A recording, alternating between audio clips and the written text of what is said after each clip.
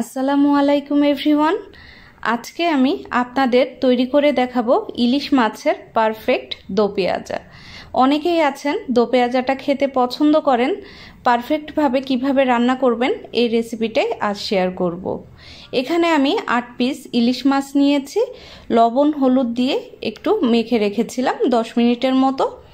এবার আমি fry pan গরম করে এখানে দিয়ে দিচ্ছি হাফ কাপ পরিমাণ রান্নার তেল। তেল গরম হয়ে আসলে আগে থেকে যে মাছটা আমি লবণ আর হলুদ দিয়ে মেখে রেখেছিলাম সেই মাছগুলো একে একে দিয়ে দিচ্ছি। মাছটা হালকা ভেজে নিতে হবে, মাছটা কিন্তু অনেক বেশি করে ভাজা যাবে না, এতে করে কিন্তু দো পেঁয়াজা খেতে ভালো লাগবে না। আজকে আমি ইলিশ মাছ দিয়ে করছি, আপনি চাইলে যে কোনো মাছ দিয়েই এই রেসিপিটা করতে পারবেন। পারফেক্টভাবে দো পেঁয়াজার রেসিপিটা আজকে আমি আপনাদের সাথে শেয়ার করব।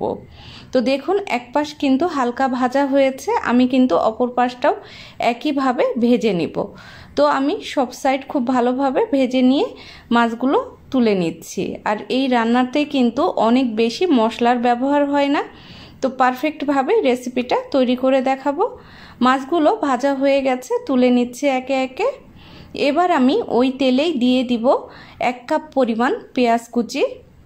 পেঁয়াজটা আমি ভেজে নেব। পেঁয়াজটা একেবারে বেরেস্তার মতো করে ভাজা যাবে না, জাস্ট একটু সফট হয়ে আসা পর্যন্ত পেঁয়াজটা ভেজে নিতে হবে।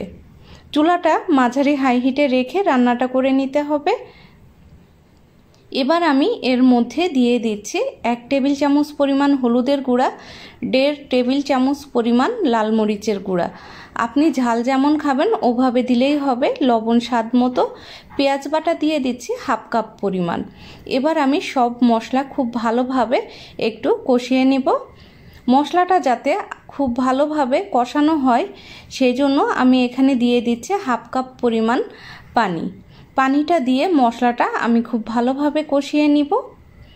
এই রান্নায় কিন্তু আদা রসুন জিরা এগুলো কিন্তু ব্যবহার করা হয় না। এই নর্মাল মশলাগুলো দিয়েই কিন্তু ইলিশ মাছের দো পেঁয়াজা খেতে ভালো লাগে। মশলা কষানো হয়ে গেছে, আমি একে একে দিয়ে দিচ্ছি ভেজে রাখা ইলিশ মাছগুলো। তো এবার আমি দিয়ে দিব গরম পানি 1 কাপ পরিমাণ, আর দিয়ে দিচ্ছি কিছু কাঁচামরিচ। আপনি ঝাল যেমন খাবেন ওভাবে কম বেশি করে দিতে পারেন। আমি এখানে 5-6টা কাঁচামরিচ দিয়ে 10 মিনিটের মতো রান্না করে নিলাম। 10 মিনিটের মধ্যে কিন্তু ঝোলটা এরকম গামাখা হয়ে গেছে। আমি মাছগুলো আরও একবার উল্টিয়ে পাল্টিয়ে দিয়ে চুলাটা বন্ধ করে দিব। তো দেখুন খুব সহজেই কিন্তু হয়ে গেল ইলিশ মাছের দো পেঁয়াজা।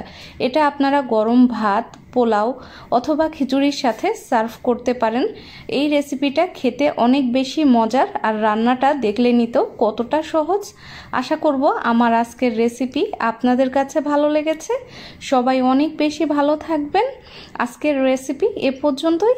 আল্লাহ হাফেজ।